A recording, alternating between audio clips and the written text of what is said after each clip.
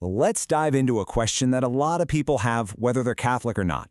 It's one of those things that gets right to the heart of guilt, forgiveness, and how we try to connect with God.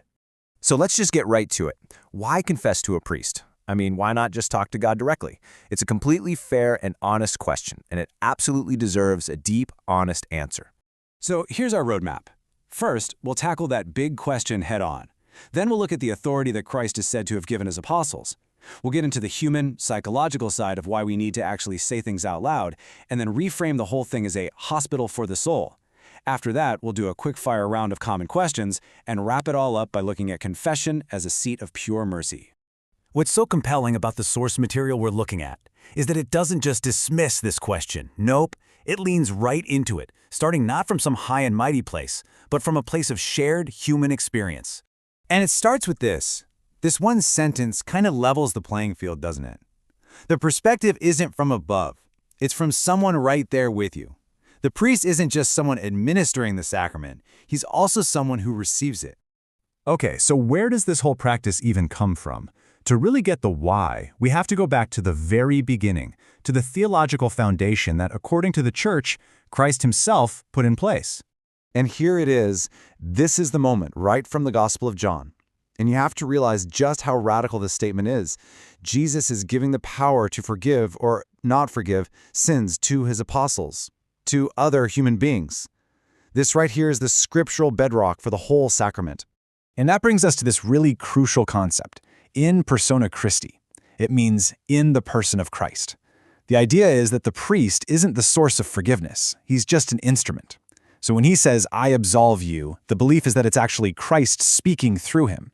The power is God's and God's alone. So you can see how that authority is believed to have been passed down. It's what's called apostolic succession. It flows from Christ to the apostles, to their successors, the bishops, and then on to the priests they ordain. The Church sees it as this unbroken chain, stretching thousands of years, right into the confessional today. But this isn't just about theology and ancient texts. It's also about psychology. The sacrament, as our source suggests, is kind of perfectly designed for how we humans are wired. The logic here ties all the way back to the Incarnation, the belief that God became human. We're physical beings, right? We live in a world of sight and sound, so we need tangible signs. We need to actually hear the words of forgiveness and see the hand raised in blessing to truly let that forgiveness sink in. And just look at this contrast. On the one hand, you have this vague, private sorrow, just kind of thinking, sorry God for, everything. It can be a little abstract, maybe even a way to avoid facing things. But on the other hand, actually speaking your faults out loud to another person, that requires a whole different level of honesty. It pulls the sin out of the shadows and into the light, and that's always the first step toward real healing. This brings us to a really powerful way to think about confession. It's not a courtroom. It's a hospital for the soul, a place of healing, with incredibly strict safeguards to make sure it's a completely safe space. This is such a critical shift in perspective. So many people imagine a courtroom where you're being judged and condemned. But what if instead you imagined a hospital?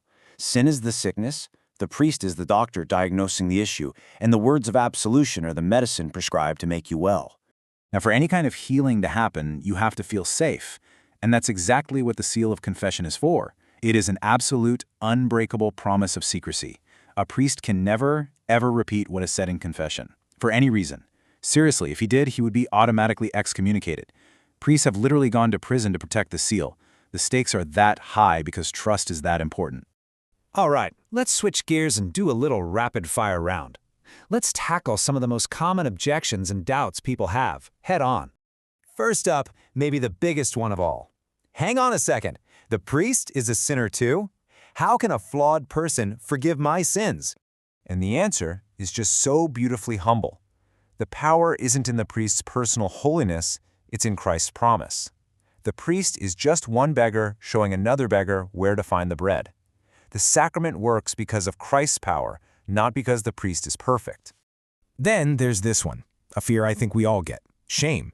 It can be paralyzing. What in the world is the priest going to think of me if I say that? And the source gives this incredibly compassionate reassurance. The priest has heard worse, I promise you. Priests aren't there to be shocked. They're only overjoyed that you had the courage to come. The feeling is like the father welcoming home the prodigal son, just pure joy.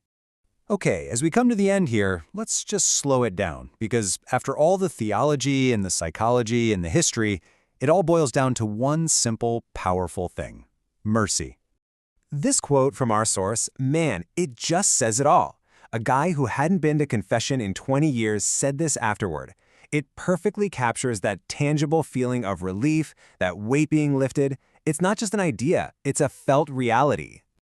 So, if you take one thing away, let it be this. The confessional is not a throne of judgment. It is the seat of mercy. It's not about condemnation, it's about healing.